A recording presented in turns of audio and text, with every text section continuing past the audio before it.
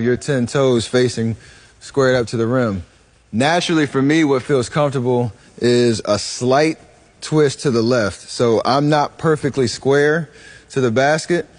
I usually have my feet about 10 to 15 degrees pointed to the left, but they're all pointing in the same direction. I don't have one foot going this way, one foot going that way. I try to stay as square as possible, 10 toes facing the same direction, but they're a little off center to the left. That's just what's natural for me and my body and my mechanics and my shot.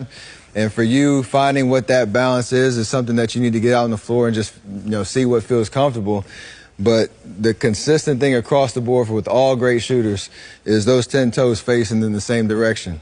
From there, your hips and your chest are going to follow that same pattern and be facing right at the basket where you want to shoot.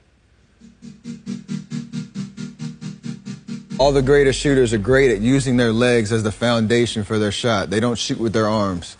They shoot with their legs first so they get that energy, that flow, and that motion and that power through their jump shot, and everything else is kind of a flow from there.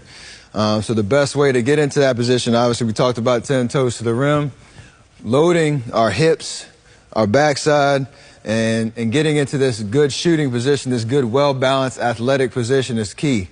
We don't want to have our knees bent in. We call that valgus. We don't want to have our knees bent in or out. We want to have everything squared, shoulders, toes, hips all in the same line. And we don't want to have our knees in front of our toes. Then we lose our balance. All right, we want to have our knees behind our toes, loaded into our hips, loaded into our glutes. And from there, you can basically be able in great athletic position to be able to rise out of your shot and really explode through your core. So that's where you get all of your motion. That's how you can shoot the same from whether it's in the paint all the way out into the deep three area, all because of that core and that power that you get from loading your lower body in the right way. Another key to great balance is we call it finding your arch. And so any athletic position, to be able to have that balance and that strength through your feet, you basically take the arch of your foot and you plant that into the ground as best you can. We don't want to be able to roll out on the outside of our feet. One, you're going to create injuries, and two, you're just not going to have any balance and strength through your jump shot. So finding that arch is key. Planting it into the ground, allowing all of that energy and that strength come up through your lower body, and being able to get out of that position into a nice jump shot and a nice extended position from there.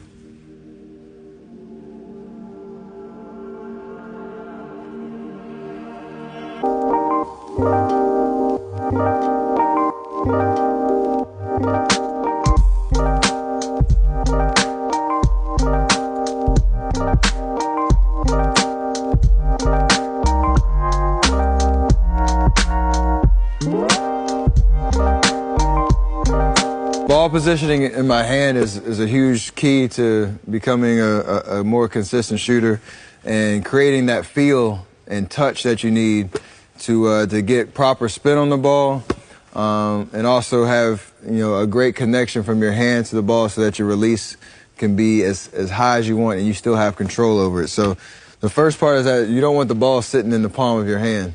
It's almost like a rock just sitting right there in the palm of your hand.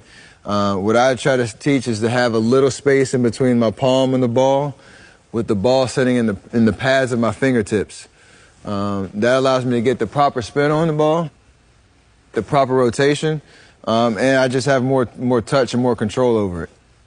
From there, I try to teach where your hand positioning is on the ball, and try to create a straight line down the center of the ball so that you can have a proper release so that the ball stays on line where your arm is targeted to the rim.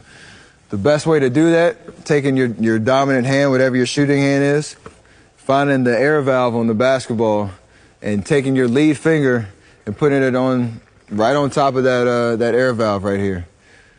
From there, I know my hand's centered on the ball, and you can kind of get a sense of what that feels like.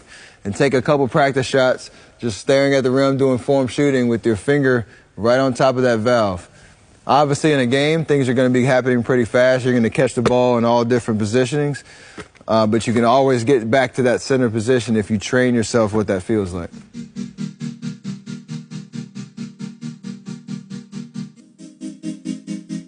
I ask people all the time, when you catch and you're ready to shoot, like, what do your eyes lock in on as a target Some people just say simply the rim. Some people say the back of the rim. Some people say they look at the square and trying to line up the ball right in between the square.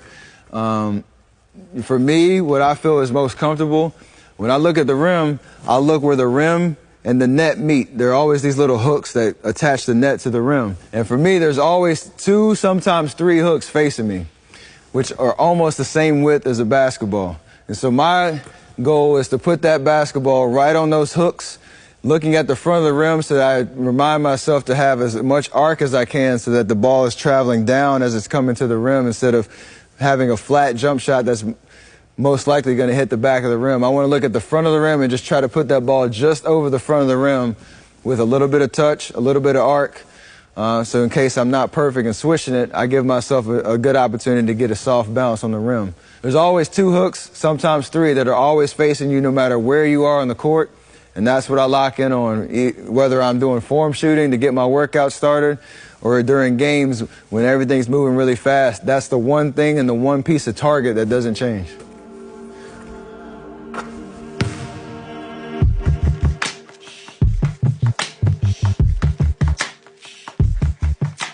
Your release point is a very important part of your shot because it determines how close a defender needs to be to you to affect your jump shot.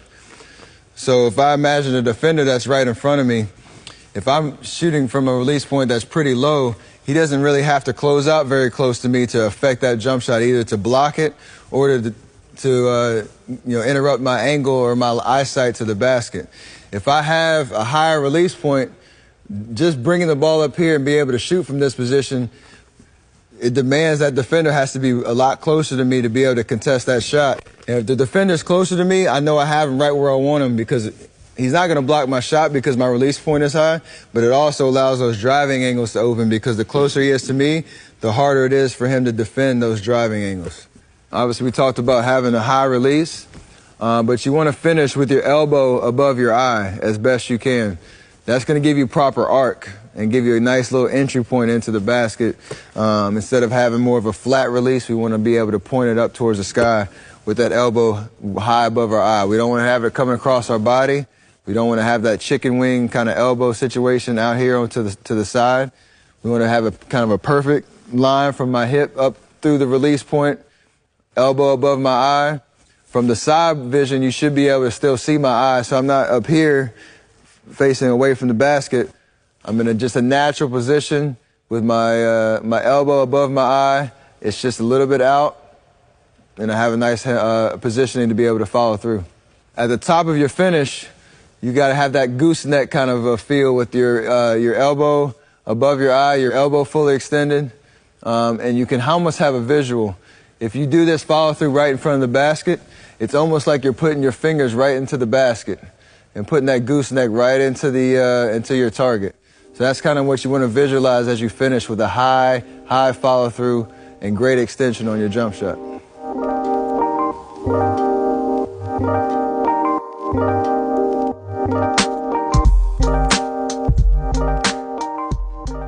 Here, Brandon is fanning his shooting hand, which makes the ball spin sideways and move from side to side.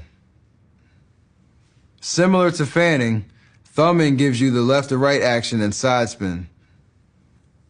You need to keep that thumb from pushing the ball forward.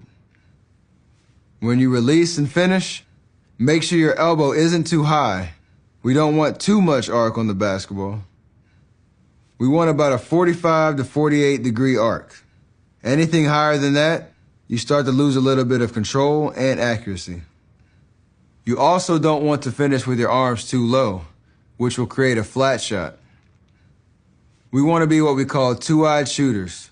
Don't cover one eye with your arm, as it'll cause left to right or right to left movement of the ball.